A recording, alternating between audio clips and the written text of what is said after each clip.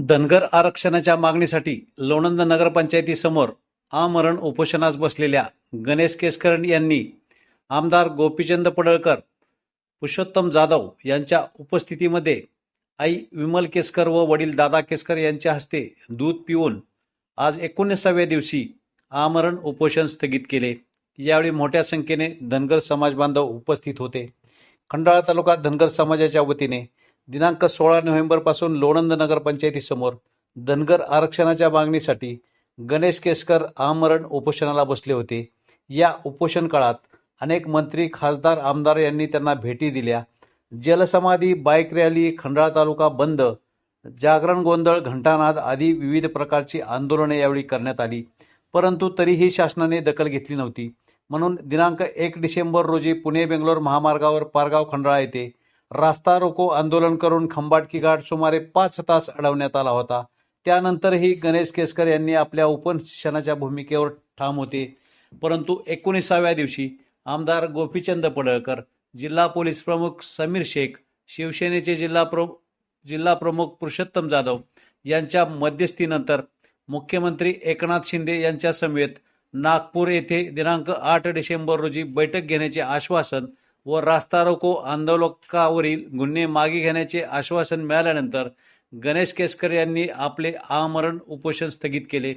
यावेळी आमदार गोपीचंद पडळकर, शिवसेनेचे जिल्हा प्रमुख पुरुषोत्तम जाधव, ज्येष्ठ नेते आनंदराव शेळके पाटील, माजी सभापती रमेश धायगुडे पाटील, अशोक धायगुडे पाटील, ईश्वर ठोंबरे, शिवाजीराव शेळके, हर्षवर्धन शेळके, हनुमंत शेळके, विकास धायगुडे, संदीप शेळके, बाळासाहेब शेळके, किसन धायगुडे, विजय धायगुडे, जिजाबा काळा, ओमकार कर्णवर, डॉक्टर दीपक गोरड, रोहन धायगुडे, पवन धायगुडे, सत्वशील शेळके, विक्रम धायगुडे, नवनाथ धायगुडे आदी मान्यवर उपस्थित होते।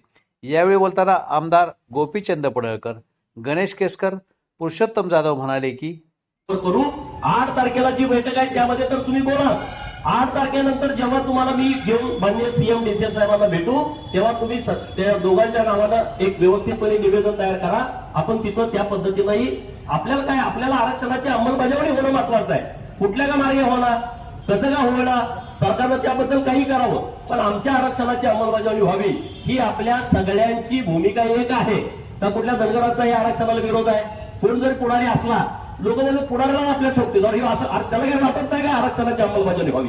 वाटतंय ना, पहिल्यांदा त्यालाच होईल ना, जे कोणी आमदार, माजी आमदार आहेत त्यांनाच होईल ना, कुठेतरी मतदारसंघात स्थिरतावर होतील।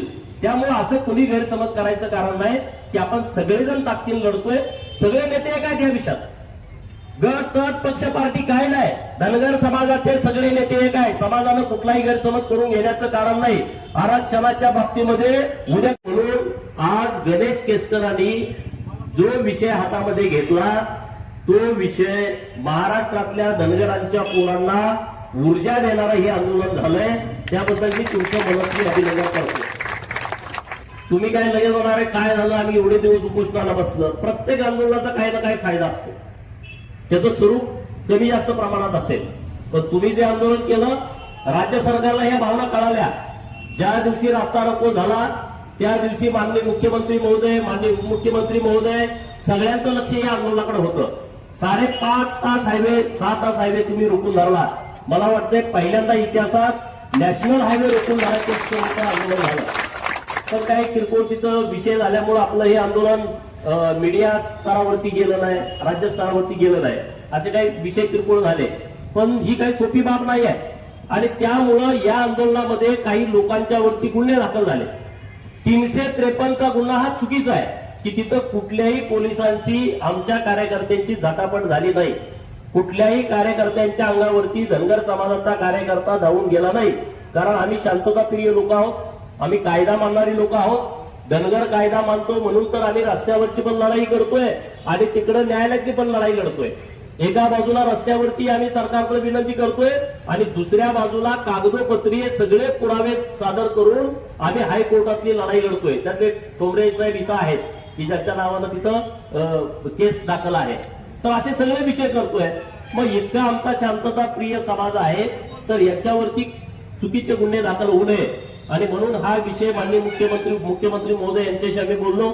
या जिल्ह्याचे एसपी साहेब, या जिल्ह्याचे कलेक्टर साहेब, इथले आपले डीवायएसपी साहेब, आपले एपीएस साहेब तर इथं कंटिन्यू तुमच्या सोबत आहेत। इथे तहसीलदार साहेब असतील याच्याही सगळ्याशी आम्ही बोलतोय.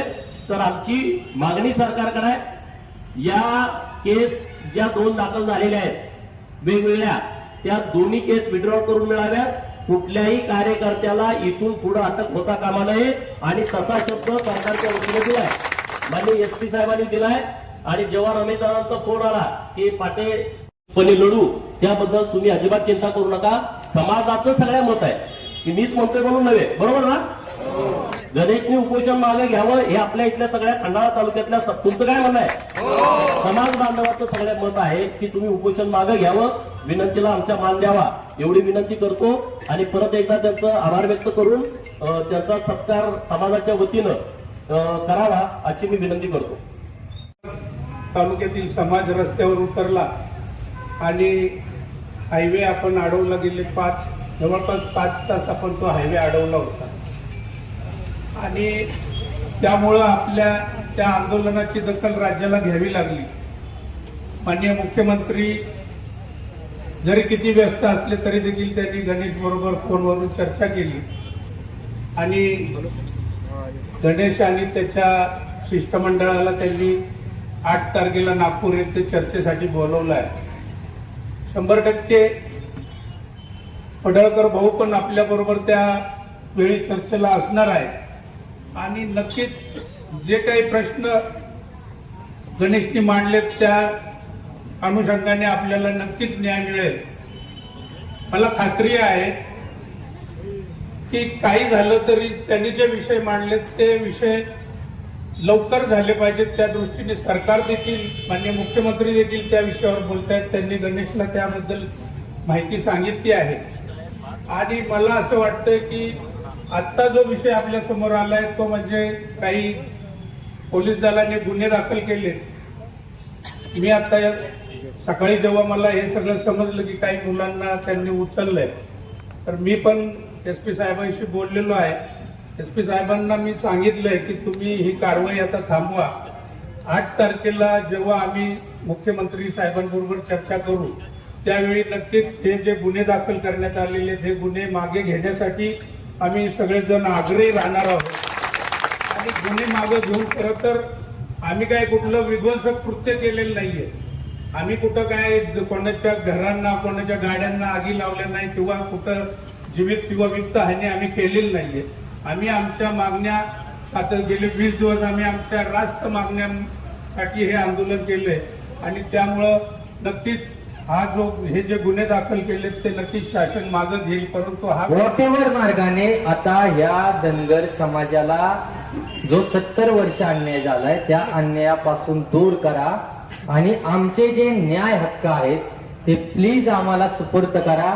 नाहीतर या 2 नंबरच्या लोकसंख्येचा धनगर समाज शांततेच्या मार्गानं स्वतःच्या जीवावर बेतून खूप काय काय करायला करत बसेल आणि ते या देशासाठी चांगलं नाही. त्यामुळे याच्यावर त्या हिवाळी अधिवेशनात धनगर समाजाचा एसटी आरक्षणाचा वट हुकूम निघावा मी अशी मातोश्री अहिल्यादेवी होळकरांसमोर प्रार्थना करतो.